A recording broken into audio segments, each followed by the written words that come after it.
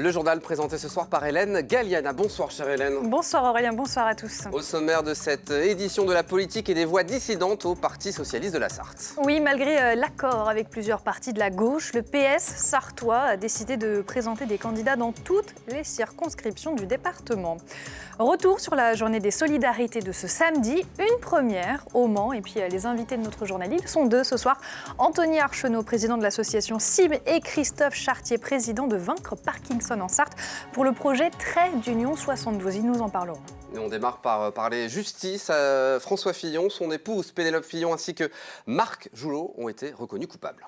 La Cour d'appel de Paris a rendu son verdict ce lundi midi concernant l'affaire des emplois fictifs.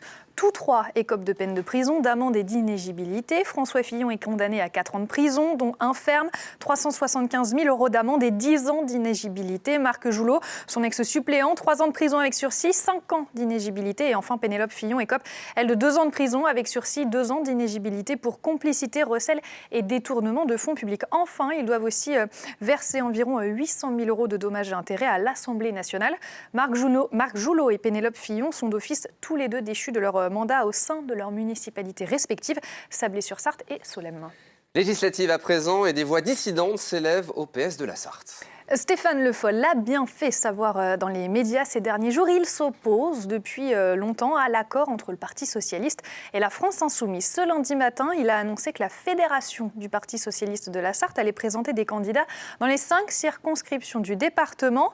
Le maire du Mans soutient ceux qui refusent de s'inscrire dans la nouvelle Union populaire sociale et écologique conduite par l'ex-candidat à l'élection présidentielle Jean-Luc Mélenchon. Anthony Piton. Pour Stéphane Le Foll, l'heure est à la dissidence. Le maire du Mans s'oppose à l'accord entre la France insoumise et le Parti socialiste depuis le début des négociations. Moi, j'appelle simplement tout le monde à revenir au fondement de la politique, je l'ai dit tout à l'heure, à la sincérité. À dire que quand on s'engage pour quelque chose, on y croit. Et qu'on ne peut pas simplement s'adapter de manière opportuniste par rapport à des objectifs électoraux et uniquement électoraux. En conséquence, la fédération du PS en Sarthe investira des candidats hors accord. Les décisions seront prises ce lundi soir par le Conseil fédéral. Stéphane Le Foll, lui, ne sera pas candidat. Il y a aujourd'hui de nombreux endroits de France où il y a des candidats qui vont se présenter hors accord. Et il y en aura aussi dans la Sarthe. Mais ces candidatures hors accord sont des candidatures de sincérité, je l'ai dit, par rapport à ce qu'a été l'engagement du Parti socialiste pendant toutes ces années. En dehors des investitures, la question du désistement républicain sera aussi au centre des débats.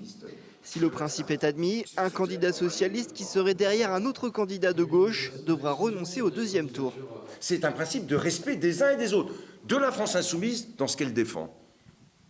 Mais elle doit aussi respecter ce que d'autres à gauche peuvent défendre. Donc je proposerai ce soir que ce principe s'applique, en particulier dans la Sarthe. Le candidat de gauche qui arrive en tête a le soutien de ceux qui sont arrivés derrière.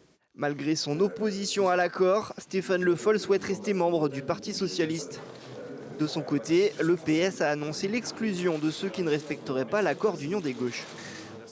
À présent, on va parler du beau projet Trait d'Union 72 avec 2 présidents d'associations. Anthony Archenot, président de l'association CIM, et Christophe Chartier, président de l'association Vaincre Parkinson, qui sont sur le plateau ce soir. Bonsoir à tous les deux, merci d'être avec nous.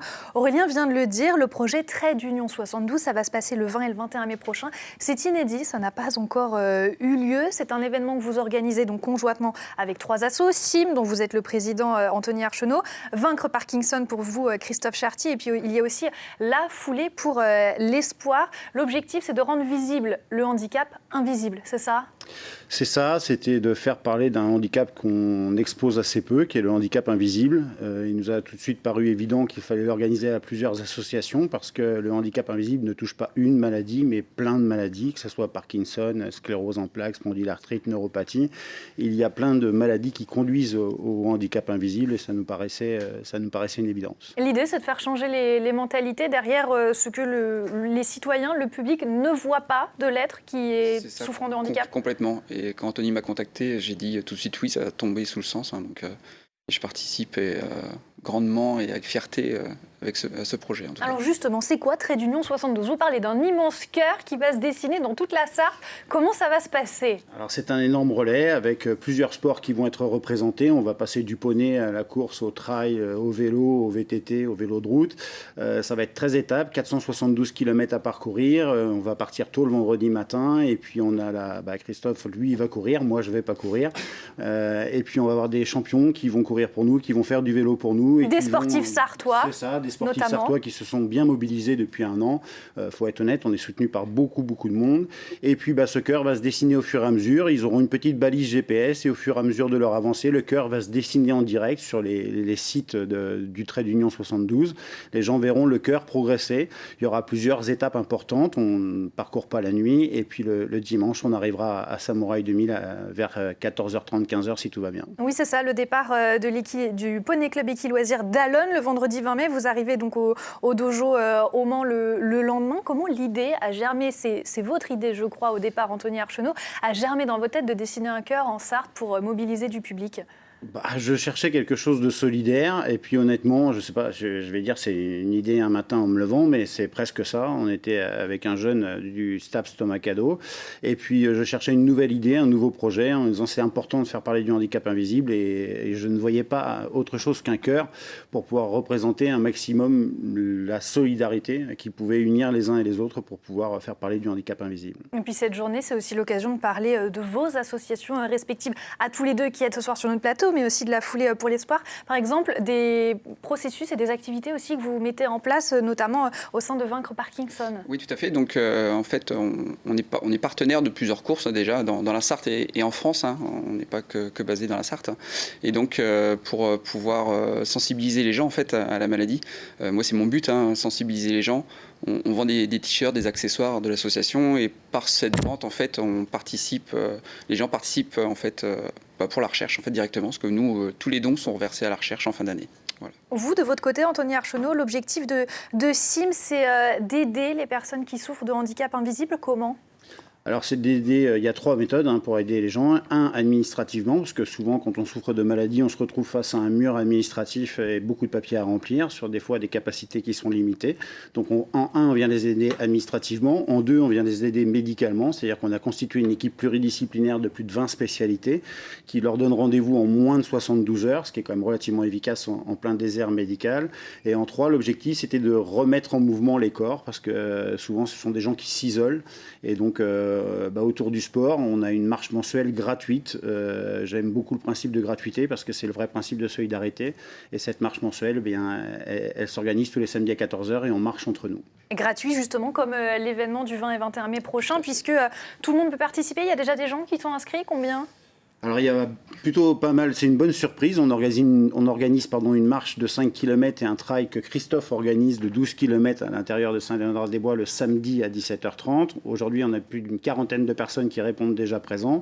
Alors le trail, ça ne s'adresse pas à des douloureux, ça s'adresse à des coureurs comme Christophe. Et puis la marche de 5 km, elle s'adresse à tout le monde parce que la boucle qui a été faite est une double boucle de 2,5 km où tout le monde peut venir marcher. Ensuite, on offre l'apéritif. Plus on sera nombreux, plus les douloureux qui ne peuvent pas, eux, se mettre en mouvement seront contents du soutien autour d'eux. Et ils feront le dernier kilomètre aussi pour rejoindre le dojo tous ensemble, c'est-à-dire douloureux et non douloureux, tous ensemble à la fin aussi, c'est important de le dire. Je rappelle, ça va commencer donc du Poney Club Équiloisirs d'Allonne le vendredi 20 mai, arrivé au Mans le lendemain, le dimanche au dojo du Samouraï 2000, et vous passez donc par Saint-Léonard-des-Bois. Merci beaucoup à tous les deux d'être venus. Merci beaucoup. Et là, on revient à présent sur une rencontre riche en émotions. C'était samedi après-midi au Mans. La librairie Tuard recevait Joseph Westman pour présenter la bande dessinée qui relate son histoire. Ce monceau de 90 ans est l'un des derniers rescapés de la rafle du Veldiv en juillet 1942. Il raconte inlassablement son histoire aux plus jeunes pour les inciter à ne pas accepter l'inacceptable. Un message qui fait écho aux guerres que nous connaissons aujourd'hui et un entretien que nous vous proposons de retrouver dans notre journal du vendredi 27 mai prochain lors du pont de l'Ascension.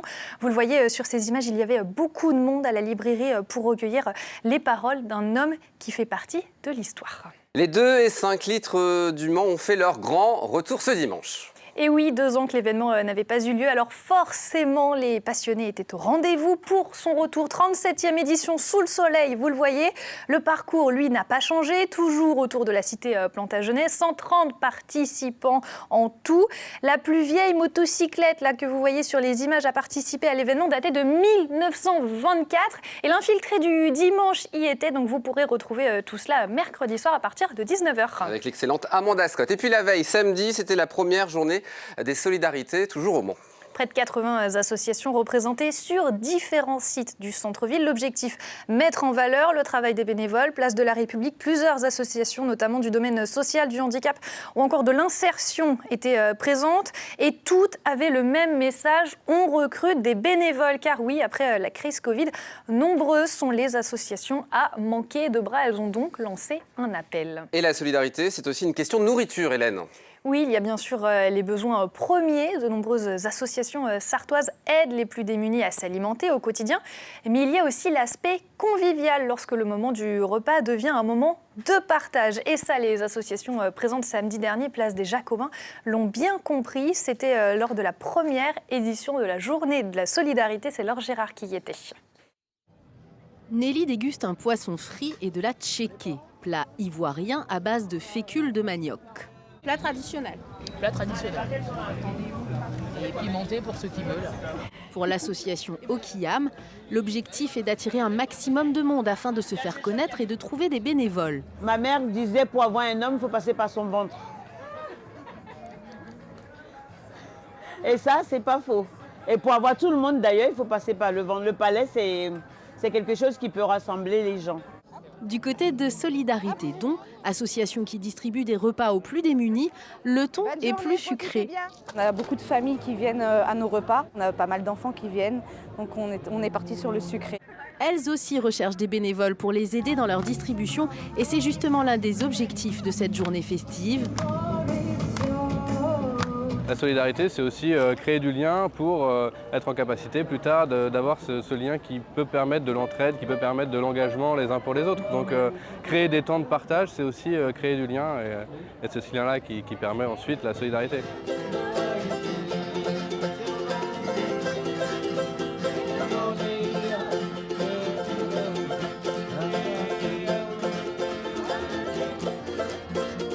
Une solidarité qui existe aussi entre associations. Si nous, on a besoin vraiment d'un coup de main, on fait appel dans le Mans solidaire par rapport aux besoins des bénévoles et des personnes, d'autres associations nous appellent les présidents pour mettre en place, pour venir nous aider. Et c'est là, je trouve vraiment magnifique. Une entraide qui avait un peu le goût du bonheur ce samedi au Mans. Ah mais qu'il est chou celui-là. Il est chou, c'est exactement ce On a qu'on envie de voulait dire l'adopter. en En tout cas, bravo pour cette première journée des solidarités qui avait lieu ce week-end. Merci beaucoup Hélène. Une page de pub, la météo, et dans un instant on parlera de mes premières 24 heures au Mans. À tout de suite.